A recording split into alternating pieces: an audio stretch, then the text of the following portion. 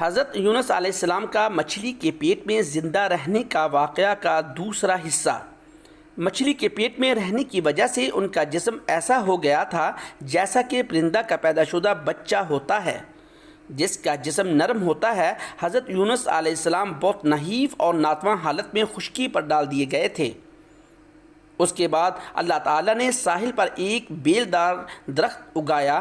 حضرت ابو ہریرہ رضی اللہ تعالیٰ عنہ فرماتے ہیں، جب مچھلی نے حضرت یونس علیہ السلام کو کھلے میدان میں ڈالا تو اللہ تعالیٰ نے آب پر یقطین کی بیل اگائی۔ ان سے پوچھا گیا کہ یقطین کسے کہتے ہیں؟ فرمایا کہ کدو کے پودے کو۔ اس کے علاوہ اللہ تعالیٰ نے ان کے لیے ایک جنگلی بکری بھیج دی جو زمین کی گھاس اور جڑی بوٹیاں کھاتی تھی اور صبح شام آپ کو دودھ پلاتی تھی، حتیٰ کہ آپ کی توانائی لوٹ آئی۔ حضرت یونس علیہ السلام درخت کے سائے میں ایک جھونپڑی بنا کر رہنے لگے۔ چند دنوں بعد ایسا ہوا کہ اس بیل کی جڑ میں اللہ تعالیٰ کے حکم سے کیڑا لگ گیا اور اس نے جڑ کو کاٹ ڈالا۔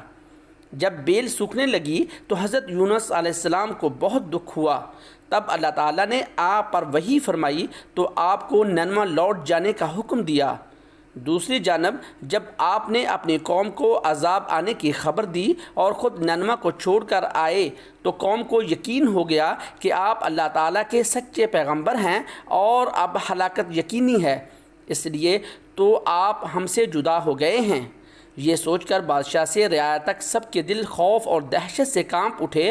حضرت یونس علیہ السلام کو تلاش کرنے لگے تاکہ آپ کے ہاتھ پر اسلام کی بیعت کر سکیں، اور ساتھ ہی اللہ تعالیٰ سے توبہ استغفار کرنے لگے اور ہر قسم کے گناہوں سے کنارہ کش ہو کر آبادی سے باہر میدان میں نکل آئے اور بلند آواز سے یہ اقرار کرتے رہے، اے ہمارے رب، جو حضرت یونس علیہ السلام آقا کا پیغام لے کر ہمارے پاس آئے ہیں، ہم اس کی تصدیق کرتے ہیں اور ہم اس پر ایمان لاتے ہیں۔